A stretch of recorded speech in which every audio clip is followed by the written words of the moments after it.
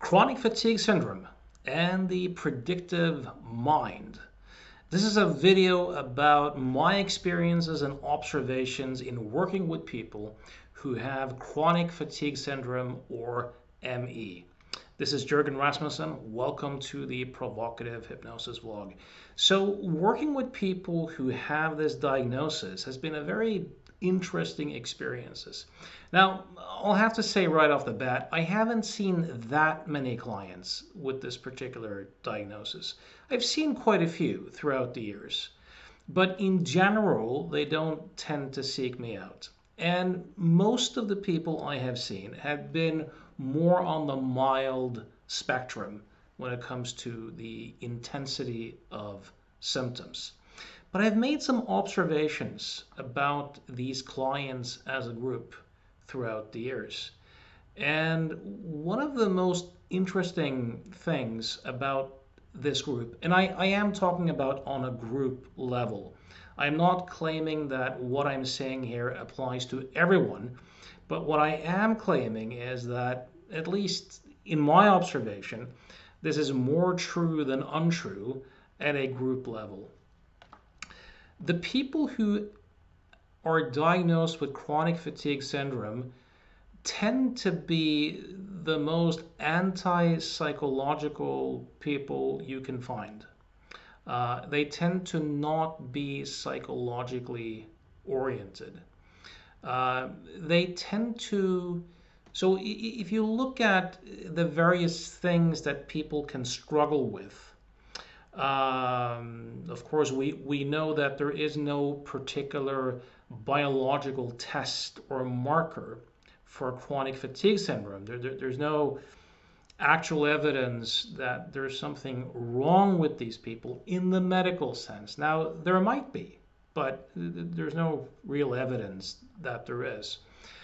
When it comes to these sorts of issues or problems, the people with chronic fatigue syndrome seem to, for the most part, insist on only biological explanations and solutions. And they very often get extremely offended if anyone implies that this may have something to do with what you could call psychological, emotional, relational, contextual factors. They usually insist that their inner life has nothing to do with it, and they only want biological explanations and solutions for the most part. So on a group level, the chronic fatigue syndrome people are the most anti-psychological, along with the fibromyalgia folks. So that's the first thing. Something else I notice when I say that these folks tend to be not psychologically oriented, what I'm kind of saying is that they don't seem to have that much access to their inner life. They seem often quite shallow or stunted in terms of their emotional life, and they seem very much concerned with the world out there. Many of the people I've seen with this diagnosis have been engineers, or they have like an engineering type mindset. Many of them seem unable to name their emotions at all, and seem to do relatively little self-reflection. So they may be bright in the IQ sense, but they often seem to not self-reflect that much. And as I said, they often seem out of touch with their feelings, and to have trouble naming their feelings. Many of them will claim to not be stressed, but if you spend some time with them, what you'll notice is that a lot of them have a lot of rumination going on. A lot of rumination, a lot of worry, a lot of overthinking and overanalyzing going on constantly. And of course, one thing that we do know about overthinking, worry, rumination is that when people ruminate a lot, they tend to go into fight or flight mode. And if people go into fight or flight mode over time, one of the consequences of that can be fatigue. And this is one of the interesting things, when people do a lot of rumination, a lot of overthinking, where they're kind of stuck in their heads and they're trying to solve thoughts with thoughts all day. Um, some people plummet into depressive states. Some people end up with panic attacks. Some people end up with chronic pain. Some people end up with chronic fatigue. Exactly why that is, why some people end up with some things and other people other things, I don't really know. But what I have noticed is that this tendency to be stuck in their head with a lot of repetitive tape loops, a lot of rumination seems to be the case. There's often a lot of perfectionism going on, very high demands on themselves that they don't often quite even see as thinking. They just see it as reality. So they tend to buy into it and be lost in it. Um, that perfectionistic and tendency, that perfectionism and tendency to be lost in thought can very easily drive people into a mode where they essentially live in a fight or flight mode activation. So when I have been able to help people, it's often been around helping them to reduce their rumination and their overthinking and to be better at seeing thoughts as thoughts, helping people to no longer be completely lost in the voice of the mind, but being able to kind of identify as the awareness or the consciousness that knows the thinking process, that is aware of the thinking process. The paradox, of course, is that a lot of these people will claim to not really be stressed.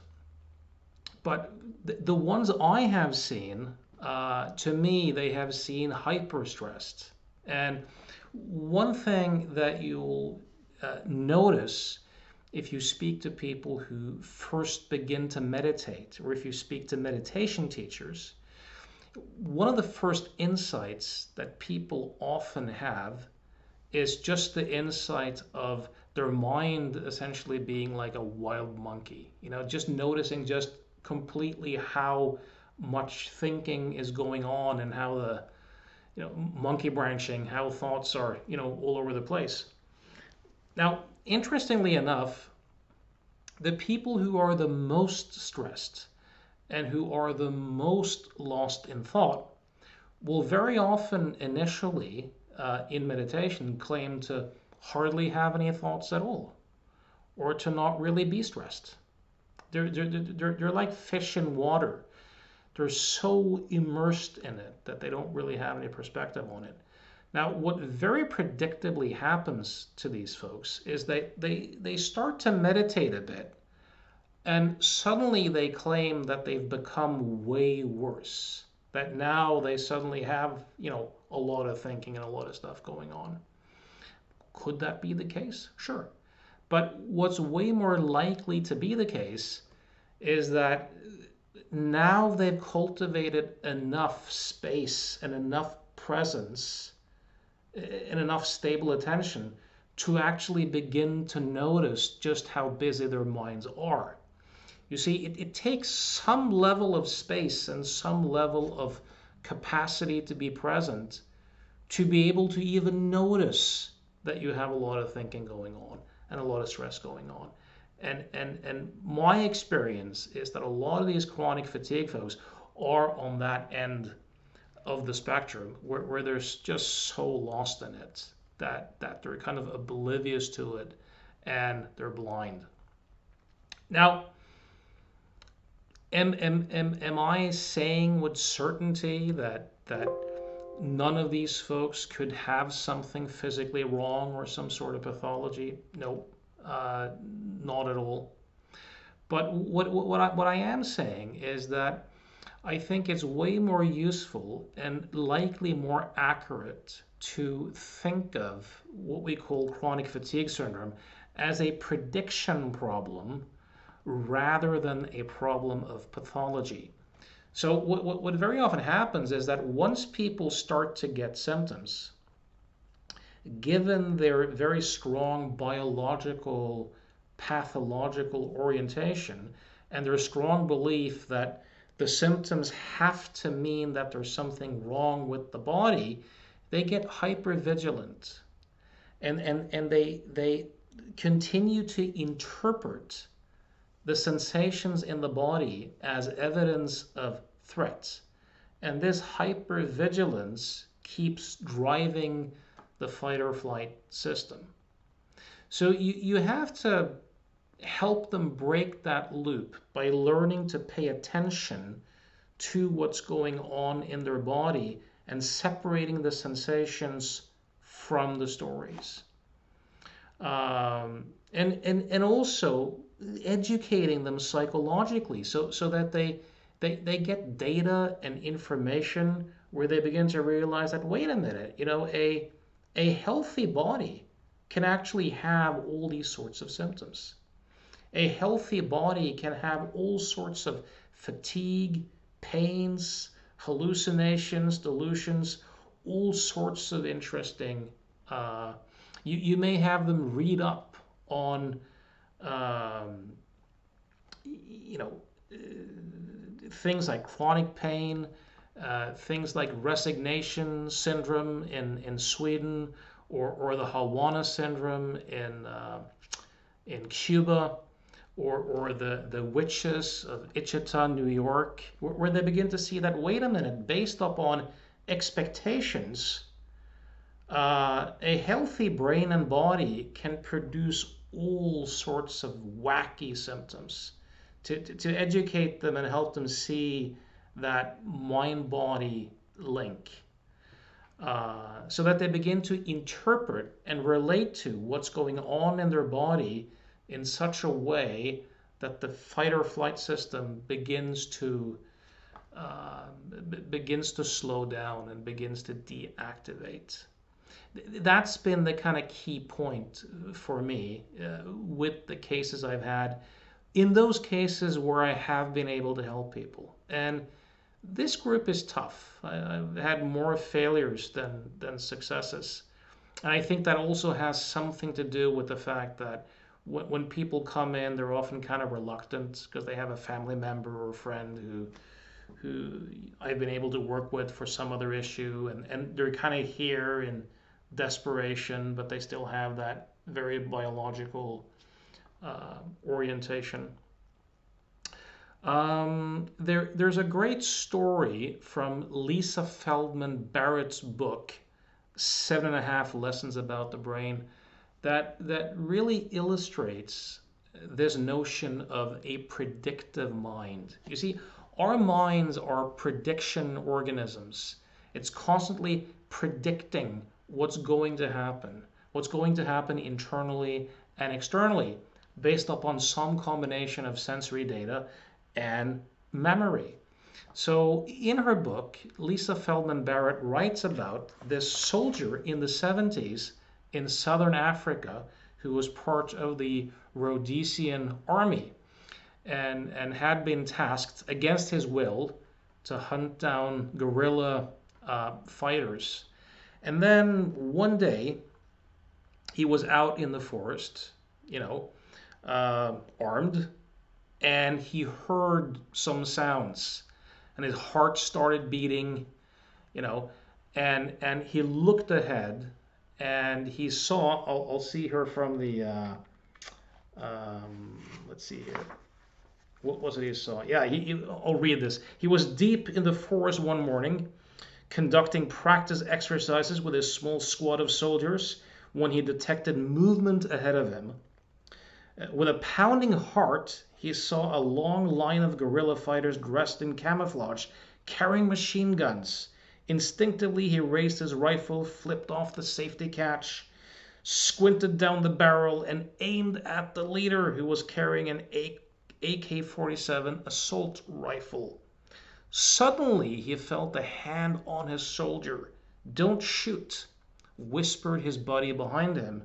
"It's just a boy." He slowly lowered his rifle, looked again at the scene, and was astonished by what he saw. A boy, perhaps 10 years old, leading a long line of cows. And the dreaded AK-47, it was a simple herding stick. Now, the question is, was something wrong with his brain? How could his brain take the reality of the situation, which was a maybe 10-year-old boy with some cows and a herding stick, and construct a bunch of guerrilla soldiers with AK-47 assault rifles? Well, what hits the senses is essentially chemicals, waves of light, changes in air pressure, and then our minds, with our memories and expectations and concepts, kind of predicts what it thinks has to be out there, right? So to quote Lisa Feldman Barrett again from the exact same book, it's a good book, I recommend you getting it. Now we can unravel why our soldier friend saw guerrilla fighters instead of a shepherd boy with cows. His brain asked, "Based on what I know now about this war, and given that I am deep in the woods with my comrades, gripping a rifle, heart pounding, and there are moving figures ahead and maybe something pointy, what am I likely to see next?" And the result was guerrilla fighters. In this situation, the stuff inside and outside his head didn't match, and the inside stuff prevailed. So the reason why I'm sharing this story with you is that I think what happened with this soldier is very often what happens with people with both chronic pain and chronic fatigue. Our minds have gone into a rut where it just predicts that doing certain activities, seeing certain things, means pain or means fatigue. And then it produces those things. So it can very often be a problem of prediction. And then you have to go through some processes with them where you help them change the brain's predictions and expectations. Adjust their memories a little bit. You have them encounter the same contextual triggers internally and externally, and teach them to interpret them differently and relate to them differently. And as a result of that, the brain can begin to no longer generate pain or fatigue when presented with the same stimuli. So these are my reflections on chronic fatigue syndrome. I hope this was useful to you. If you like the way I think and you would like to explore and see if you and I could be a good fit together in terms of creating changes, whether you're looking to make changes in your life or you're looking for some mentoring, shoot me an email at provocative hypnosis.com. And as always, thanks for listening.